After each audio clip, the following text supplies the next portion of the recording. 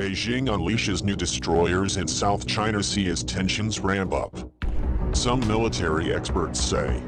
A news according, recently the superpower's naval development has entered a crucial new stage, amid mounting tensions in the disputed waters, or South China Sea territory.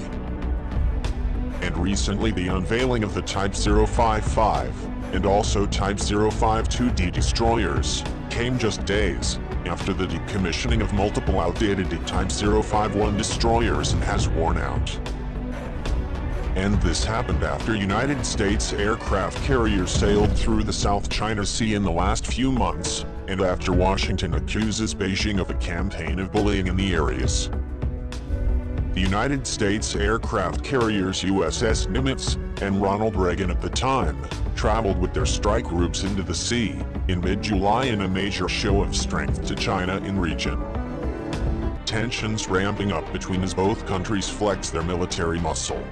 Starting from the plane, missile launches, sanctions and also including military drills, in this matter are adding pressure to an already strained relationship. Hong Kong-based media group Taking Wenhui reported, on Sunday morning the People's Liberation Army's new destroyers were launched from the Dalian shipyard. Analysts say the state-of-the-art warships are more than a match for the world's top destroyers. They will take the place of warships which have been in service for the Plus since the 1970s that ago, a report from a media. China has prioritized updating its naval fleet over the past 12 months, and as part of £220 billion military spending program, said the report.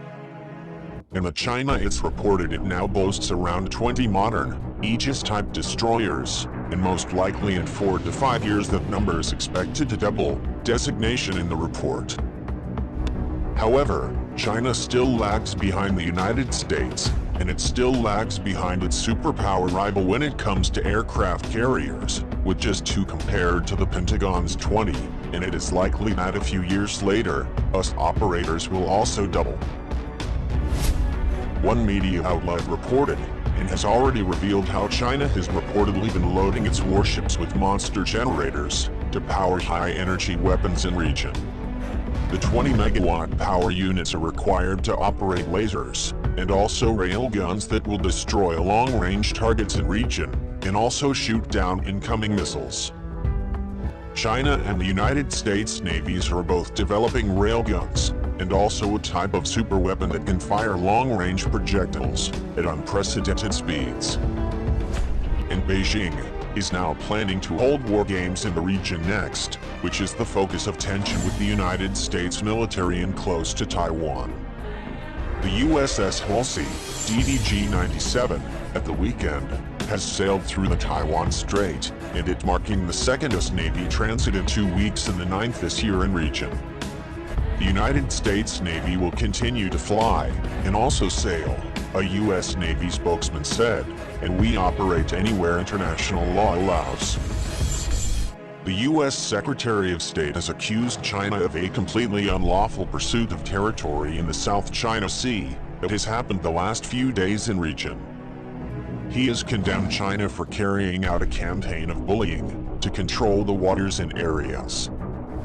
The South China Sea, for now, this is the sea that has been considered to be potentially energy-rich and a key global shipping lane.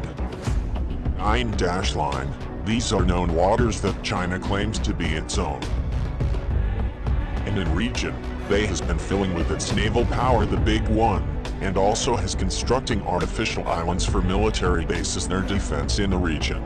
From various other countries as Malaysia, Vietnam, Taiwan, Brunei, and the Philippines, also contest China's claim over the sea.